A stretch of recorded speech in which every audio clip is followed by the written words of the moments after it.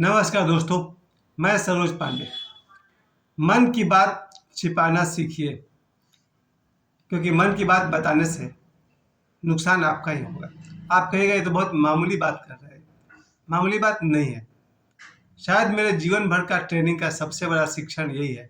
सबसे बड़ा ट्रेनिंग मुझे यही मिला कि अगर मैंने अपने मन की बात मन में छिपाई होती तो शायद आज मेरा जीवन कुछ और होता और बहुत बेहतर होता।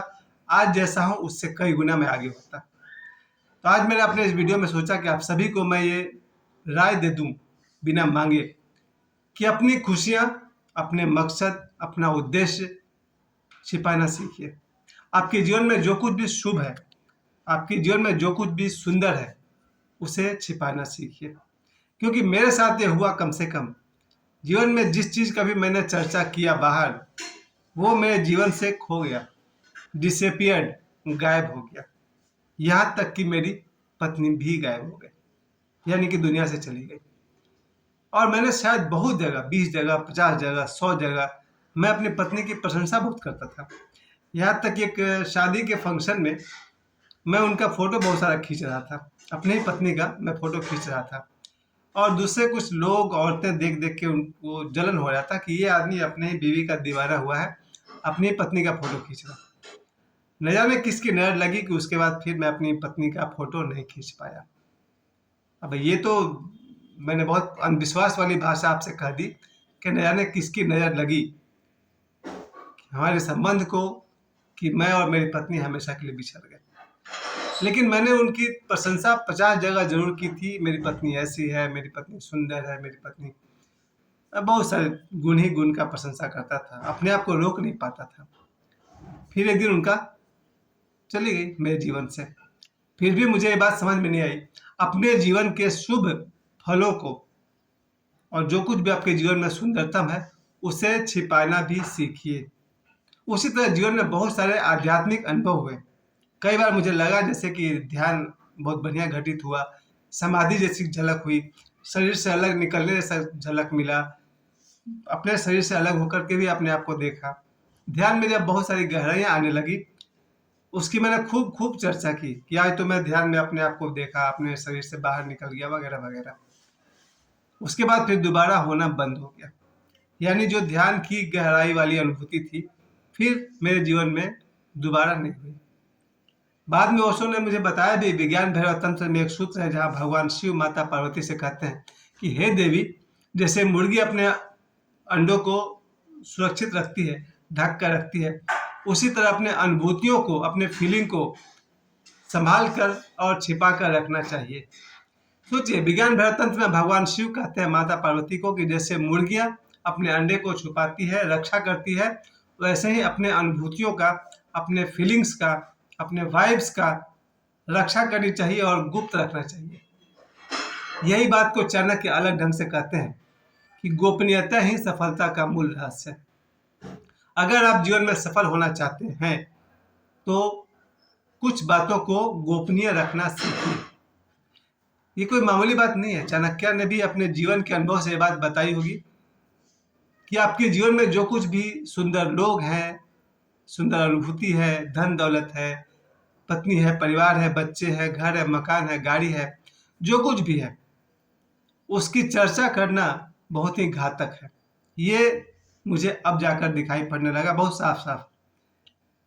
उनकी अनावश्यक चर्चा करना बेकार है। और यहाँ तक कि इसका उल्टा फल ये है कि अगर हम अपने जीवन में जिस चीज को छुपाते हैं वो ग्रो करता है, बढ़ता है।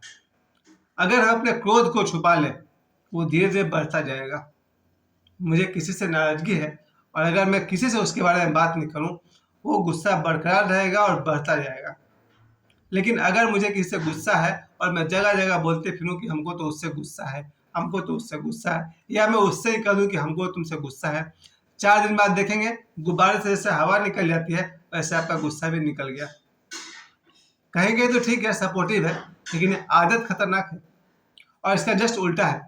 अगर जीवन में कोई अच्छा इंसान मिला, उसके साथ मिले, बातें किए, साथ में घूमे, और अगर मैंने इसकी चर्चा कहीं नहीं की, वो खुशी मेरे मन में बढ़ते चली जाती है और शायद आजीवन वो खुशी बनी रहती है। ये मुझे अपने बारे में पता है कि जीवन में ऐसे ऐसे व्यक्ति मुझे मिले अपने जीवन के शुरुआती दौर में 15 साल की उम्र के आसपास में, जिनका साथ, जिनका सहयोग आज भी मुझे सोच कर खुशी होती है।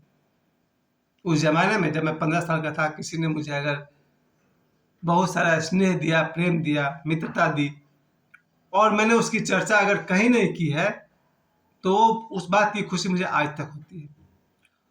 अभी भी, आज भी जिन लोगों से मेरे मधुर संबंध हैं, जिनसे मुझे बहुत प्रेम है, अगर मैं अपने उनके बीच की बात और व्यवहार की चर्चा नहीं करूं, तो धीरे-धीरे वो विकसित होता है, खिलता है।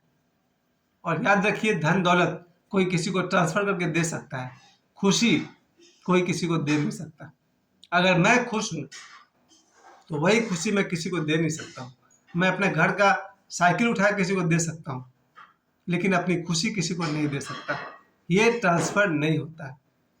इसलिए हम सब के जीवन में जब भी कोई शुभ हो, आपके जीवन में जो भी है, चाहे आपकी पढ़ाई, आपकी नौकरी, आपकी कोई संपत्ति, आपका कोई दोस्त, इन शुभ चीज़ों को, शुभ क्रिया, खास करके अपने क्रियाओं को, हम क्या कर रहे हैं अपने सक्सेस के लिए, उसे छुपाना भी ज़रूरी होता है। इसका नुकसान आपको दिखेगा। हो सकता है अगर मैं अपनी बातों को लोगों से छुपाता, तो जो सहायता मुझे चाहिए थी वो मुझे नहीं मिलती, लेकिन सफलता भी तो नहीं मिली। जब 1995 में, 1995 में जब मैं मुंबई गया, उससे पहले मैंने 100 लोगों को बता दिया पाथर्डी में कि मुझे एक्टर बनना है, हम मुंबई जा रहे हैं। 100 लोगों को बताए, सहायता कितने लोग से मिला होगा? 1, 2, 3, 4 लोगों से। सफलता मिली? नहीं मिली। यही मेरा फॉल्ट है। और आप सब, कोई बच्चा अगर बीपीएससी की तैयारी कर रहा है, अगर सब जगह इसकी वो चर्चा करते फिरे कि हम तो बीपीएससी की तैयारी कर रहे हैं, उसे जीवन में सहायता मिले या न मिले, खतरा यह है कि उसे असफलता मिल जाएगी। इसलिए आप अपने जीवन में क्या चाहते हैं? नौकरी चाहते हैं, तरक्की चाहते हैं, सक्सेस चाहते हैं, खुशी चाहते हैं, प्रेम चाहते हैं, विवाह चाहते हैं, जो कुछ भी आपका मन में कोई इच्छा है, मेरी तो राय ये है कि सबसे पहले आप उसे छुपाना सीखिए, गोपनीय रखना सीखिए। अभी मैं कुछ देर पहले ओशो को सुन रहा था, जहाँ वो कह रहे थे, अगर तुम्हें ध्यान में कोई अनुभूति होती है, उसे छुपाना चाहिए। एक बात फिर भी मैं आपको बता दूं, इससे आपको उदाहरण मिल जाएगा। एक बार रात को मैं 2 बजे के आसपास ध्यान करने बैठा। रात को 1 या 2 बजे के बीच की बात है, 1:30-2 बजे के बीच की बात है। तब मेरे जवानी के दिन थे, 24 साल मेरी उम्र रही होगी। और 24 साल की उम्र में मैं एक एसी ऑफिस में बैठा करता था, और पूरे फैक्ट्री में कोई भी आदमी नहीं था सिवाय मेरे। और मैं अपने एसी केबिन में कभी भी लाल गाउन पहन करके, ओशो की माला पहन करके ध्यान करने बैठ जाया करता था। उस रात भी पूरे फैक्ट्री में कोई नहीं था, और मैं लाल गाउन पहन के, माला पहन के, पालथी मार के बैठ करके सोफा पर ध्यान कर रहा था। कभी सोता था, कभी जगता था, कभी ध्यान करता था। जब मैंने आंख बंद करके ध्यान कर रहे थे, अचानक मुझे बिल्कुल निद्रा नहीं थी, कोई तंद्रा नहीं थी। मैंने अपना नाम सुना, सरोज। सामने ओशो का फोटो लगा हुआ था, फ्रेम पर किया हुआ, और मेरे गले में ओशो की माला। उन्होंने कहा, सरोज। मैंने आंख खोला तुरंत। मुझे मालूम था ओशो की आवाज़ है, लेकिन उस केबिन में कोई नहीं था। मैंने घूम कर देखा, फैक्ट्री में घूम के देखा, रात 1:30-2 बजे कोई भी नहीं था फैक्ट्री में। फिर मेरा नाम किसने लिया? बाद में ओशो की किताब समाधि के शब्द द्वार में पता चलता है, पृथ्वी पर असंख्य गुरु हैं, अरबों खरबों गुरु हैं, क्योंकि पृथ्वी तो सदा से है। और बहुत सारे गुरु ब्रह्मलीन अवस्था के बाद, आत्मज्ञान के बाद, कुछ ब्रह्मलीन अवस्था में चले जाते हैं, मोक्ष में चले जाते हैं, और कुछ मोक्ष की योग्यता पाकर भी इसी धरती पर रहते हैं और अपने बाद वाले साधकों की सहायता करते हैं। मतलब ये निकला, जब भी कोई व्यक्ति साधना करेगा, आज भी कोई लड़का अगर रात को 11, 12, 1 बजे कोई विशेष साधना कर रहा होगा, चाहे वो हनुमान जी की साधना करे, या ध्यान का साधना करे, या योग साधना करे, अगर उसे कोई आवाज़ सुनाई पड़ती है, यहाँ तक कि कोई स्पर्श होता है, कोई आपके कंधे को छूता है, कोई आपसे बात करता है, तो उसकी चर्चा नहीं करनी चाहिए। तब आप ध्यान साधने में तरक्की करेंगे। क्योंकि समाधि के शब्द द्वार में ओशो कहते हैं कि दुनिया में असंख्य आत्माएं हैं जो आपकी सहायता करना चाहती है मेडिटेशन में, और दुनिया में करोड़ों बुरी आत्माएं हैं जो आपको सहायता करना चाहती है आपके बुरे कर्म में।